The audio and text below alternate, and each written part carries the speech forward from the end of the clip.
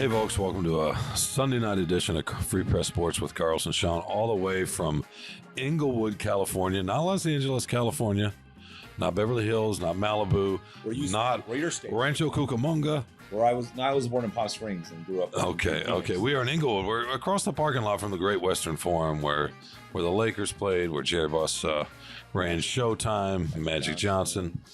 Hey, that's all fun, but that's way in the past. What's in the future is a 7-2 Lions team for the first time in how many years? I mean, they haven't been 9-2. They haven't been. I don't think they've been a 7-2 since the 60s.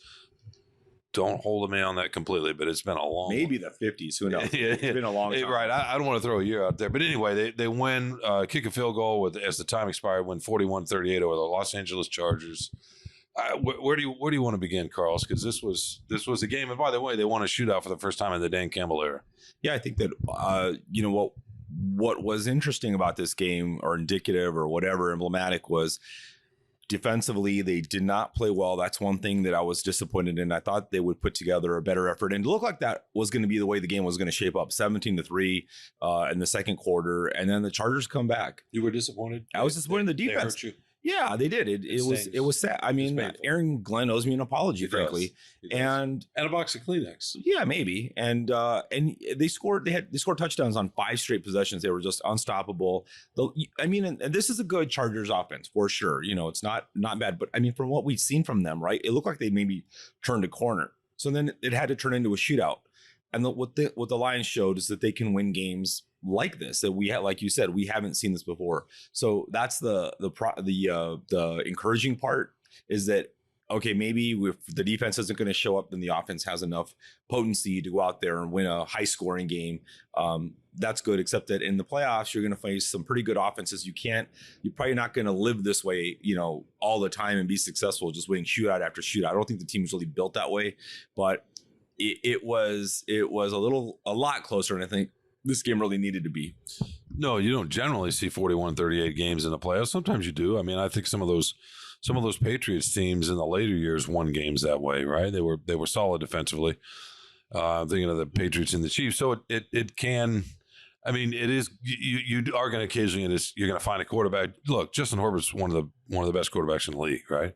After Jared Goff, yeah. Yeah, after Jared Goff, he's a top 5 quarterback, and we saw some of the throws he made today, especially on the roll, scrambling on the run. I mean, it's breathtaking, right? Because there are 3 or 4 other guys that can make a play like that in the league. Great arm talent, but it also takes more than just arm talent. It takes a lot of acuity, feel, working with your coordinator, all that stuff, being symbiotic with the guys playing calls, but also with the talent around you. So it's not just, I mean. Herbert's more in this Matthew Stafford mode, where it's like, I'm gonna trust in my arm because I can throw 500 yards down the field, and very good, very, very good quarterback. But Jared Goff won the game.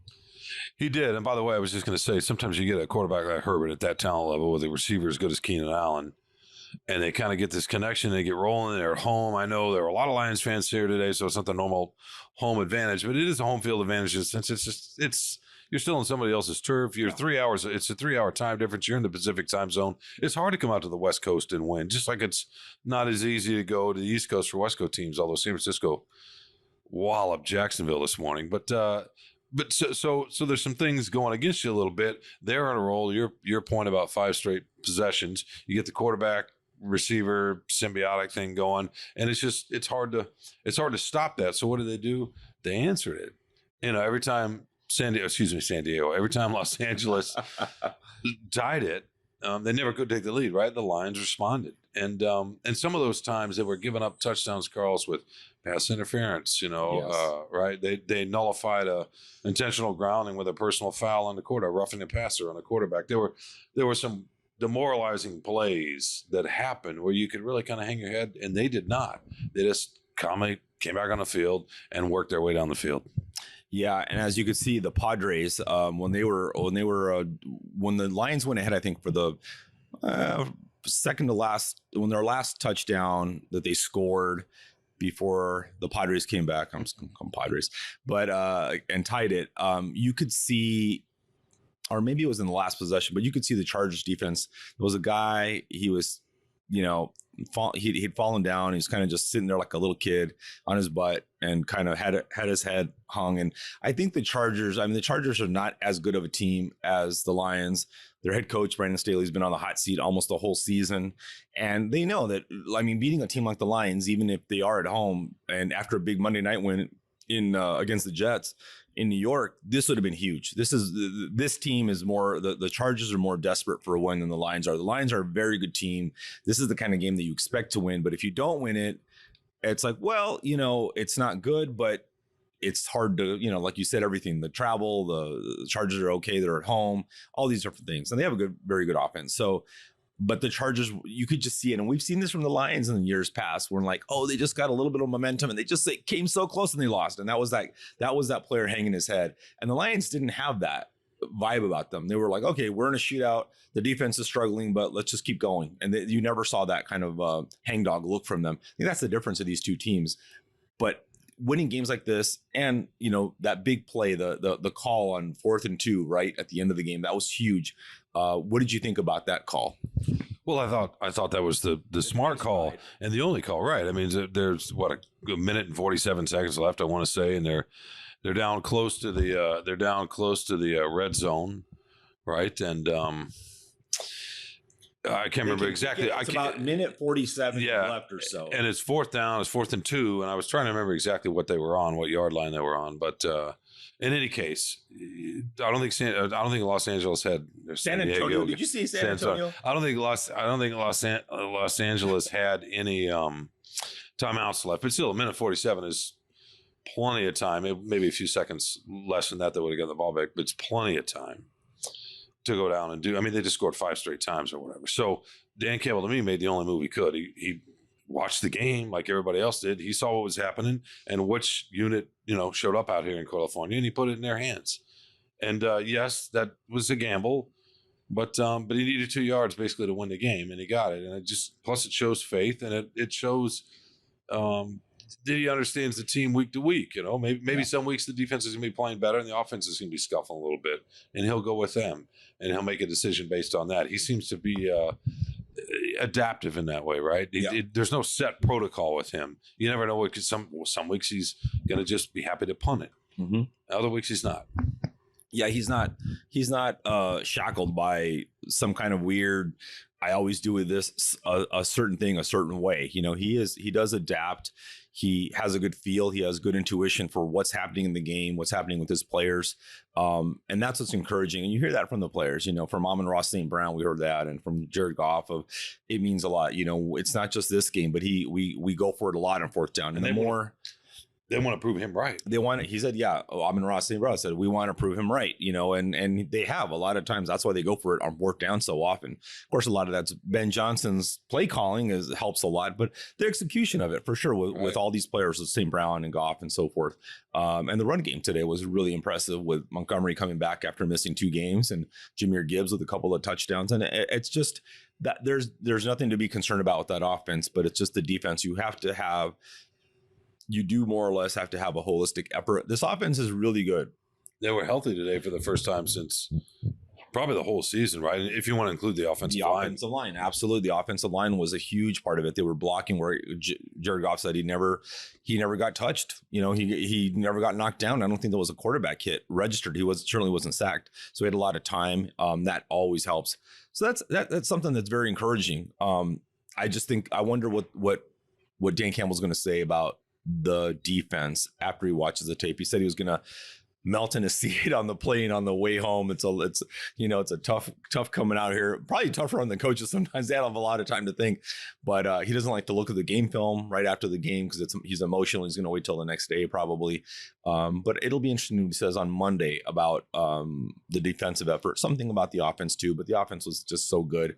It's the defense that I think has to be a little bit of a concern right now. No, for sure. And again, with a game like this, a quarterback like that, some of the skilled players that Los Angeles have, you're always going to think, okay, does C.J. Gardner-Johnson, does he make a tackle, right? Does he make a little bit of does he direct somebody? Mosley, it's harder to say. Jerry Jacobs is filled in pretty well there, but they're missing, excuse me, they're missing a quarterback back there to a degree. And then Kirby Joseph is the second best back there in a way. And so I think about that sometimes when I watch a pass defense or pass offense doing what, excuse me, I got a little something in my throat, doing what San Diego. No, You're never gonna get rid of it. No, I've thought of them.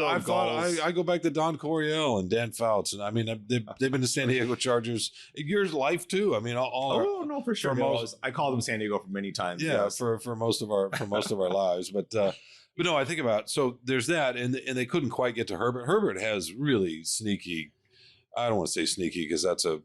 Oh, we know what that means. Yeah, be careful. Yeah, you don't want to say that. He's got really good athleticism, and he's got some quickness about him. Good. He has a good feel for where the pressure's coming right, from. And then he can go when he. I mean, there are a few times that he's not Lamar Jackson, but he's faster than Patrick Mahomes. I mean, he reminds me a little bit of Josh Allen. He's not quite that much of a bulldog, but it's a good one. But in any case, you watch that, you think about maybe what's not quite back in the back end yet. They're still trying to figure it out up front. I mean, they rotate a lot of guys in, and they just couldn't quite get to him. But I don't know that they wanted to quite get to him because they got to contain him. The problem is, then he can pick you apart if you had time. So he's not going to, there were some missed tackles, the roughing the quarterback. There were a couple of times there were missed assignments, guys in the wrong spot, biting on fakes, that kind of thing. Some of that's going to happen, but I'm sure he's going to see that and say, I wish they were a little bit more disciplined, a little bit more focused. Yeah, the thing about the Chargers, and obviously I think they had coming in, they had the 8th ranked scoring offense, so pretty good. Lions right behind them at 9. But it's not, this isn't like this powerhouse. You don't think of it as, I mean, Keenan Allen, it's his 10th year. He's a very good receiver, but it's his 10th year, right? It's not like he's some Jamar Chase out there, destroying people. So they're doing well with what they have. And a lot of that credit goes to their offensive coordinator, Kellen Moore, former Lions quarterback. He's really good at calling plays, making the most of what he has. But, Austin Eckler back there, running back, and I don't know what their tight end's name is. I mean, they don't have name brand Pro Bowl guys at every position. Herbert's obviously very good, and he makes up probably for some of these deficiencies in their skill positions. But even on one of the possessions, they scored a touchdown. Keenan Allen had a sore shoulder. He left the game for a while. He wasn't even in that drive almost entirely, and they still scored. So that tells you a lot about, one, the offensive potency of the Chargers, but also the defensive deficiencies of they took out their by far number one passing threat, and they were still able to move the ball and score on the Lions defense. So that's something that he had too much time, didn't he? He had way too much time. I don't know if they registered a sack. I'm not sure. I mean, it certainly didn't seem like it. They got close a couple of times, but they just weren't. They knocked him down a couple of times, some quarterback hits, but just not enough pressure. And that's kind of been something we've been seeing a little bit too much of lately. Not enough pressure, and that on leads the to the pass interference sometimes, because then you're asking the secondary to, and that's the other part of it. Yeah, they got to stay back there forever. By the way, from where we're sitting, we're in a suites kind of near the press box. I don't know what kind of muckety muck sitting here, but if you look out toward the stadium from where we're sitting, the word Samsung, the appliance, stereo, whatever, it looks like it's just sort of floating out there. I feel like we're in a future, like a Spielberg futuristic movie out there. It's also that it's not that it's super, super late, but you've been out here all week. I flew in from State College. I was at the Michigan Penn State game. University Park, Pennsylvania. Well, I actually spent more time in State College. The stadium's in University Park. It's a little confusing. And before we get too more confused, I just wanted to say, to your point, Dan Campbell absolutely has guts. I got a text from a friend out here I've known for forever at halftime, and then at the end of the game again, and all he said was, Dan Campbell is crazy, and he meant that in the best possible way, right? And I just imagine that there's a lot of the fan base out there that just was really, really satisfied with winning the way they won today. I know watching the defense was frustrating, but having them go for it and then putting the control, kneel, field goal game, right? Yeah. That's the interesting thing is, I mean, when your San Diego Chargers were in the AFC, right? That's what it used to be, Coryell and that kind of stuff. It just gutsy Kellen Winslow. Kellen Winslow, but the AFC was like that. It was a fun league, and it was used to be the AFL was what it was. Mm-hmm. If you ever watch a great documentary about, I forget what the name of it was, like the history of the AFL or whatever, what ended the AFL, it was a fun league where they just threw the ball and it was, constant, offense all the time. And the NFL has become so conservative that something like this is considered like bold, and it's like, no, of course you want to end the game with the ball in your hands. Of course, you're leaving it up to a kicker to make a 41-yarder. And, if it's not an amazing kicker, you're taking a chance. They were giving up a touchdown. Yeah. Exactly. Unless San Diego, unless Los Angeles beat themselves or fumbled the ball or whatever, they were going to score a touchdown. Yeah. I guarantee you, most of the listeners and viewers out there, whatever, our readers, the fan base absolutely thought that they were going to give up a touchdown, because that's just so often how it goes. So to your point about I might as well just say San Diego. Accept there's just San Diego. That's ridiculous that they moved up here. It's not fair. It is. All those hardworking naval gals and guys down there that help take care of this country and protect this country. They deserve a team. I cannot believe they yanked him out of there. It was a great fan base too. No, it wasn't. It wasn't a great fan base. San Diego is always, as an Angelino, and I've always liked going to San Diego. I used to go to Jack Murphy Stadium to watch the Padres and your Chargers. It was a garbage stadium, but it was a good fan. It was a garbage stadium, but it's always been it's always been a bad fan base because they're very blasé, because there's so much. San Diego is a beautiful town. There's a lot of other stuff to do. In fact, I have a friend who used to live down there. He worked for one of the papers, and he had a blog called Minor League Town, and it was all about San Diego fanaticism, because people just got disinterested very quickly when the weather was too good. Like, should we go to the beach? And by your people, I mean, of course, Californians. Yeah, they're come on, they are. No, Californians are. Because it's the same here. You got all sorts of stuff, but their Dodgers are a really good fan base. LA is very similar, except that it has a much larger population, so they can get away with it. But San Diego has a much smaller population, so any little diversion of it's a surfing competition, let's go to that instead, or a golf tournament, whatever. Or a new ramen shop. Yeah, absolutely. Although there's some pretty good ramen in Detroit at this point. Yeah. So we're catching up. So we're but they deserve for the people. I felt bad that they've lost their team, but frankly, they really couldn't support it. It was a great crowd, though. I remember when they were good, right? When they were really good in the Phillip Rivers years and stuff, and LaDainian Tomlinson and all that. Yeah, when they were really good and they started tracking toward the playoffs, they would show up for sure. But a lot of times they wouldn't. You just look at teams like San Diego State. They were hosting UCLA this year, and they just didn't draw well.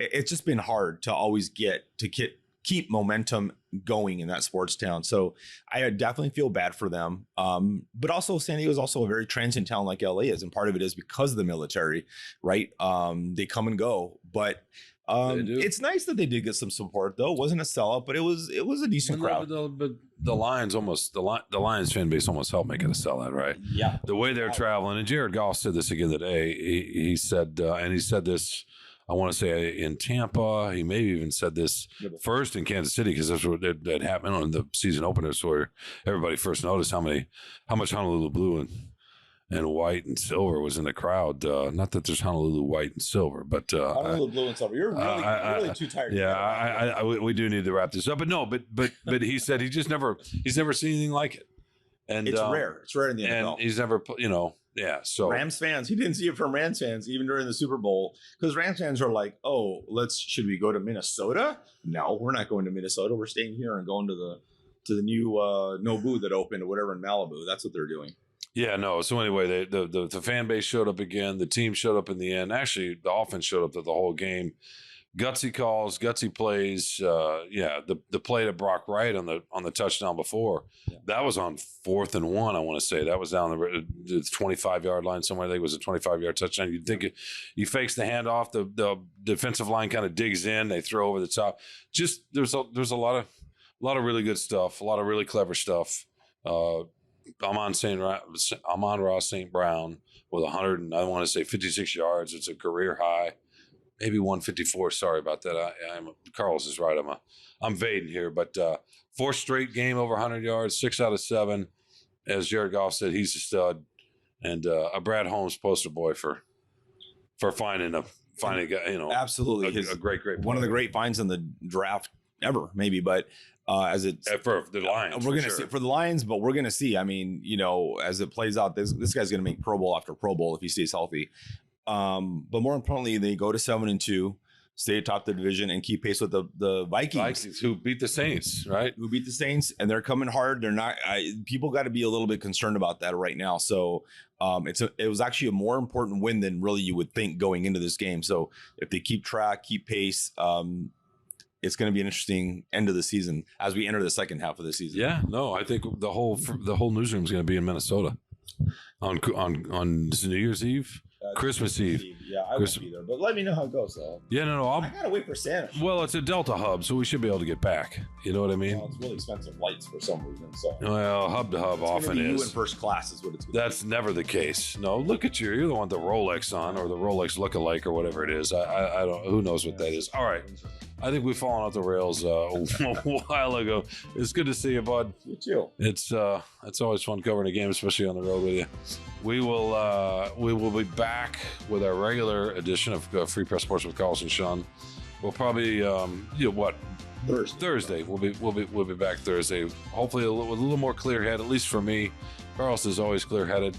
We want to thank you for spending some time with us, and as always, listening to the show. And we'll talk to you later this week.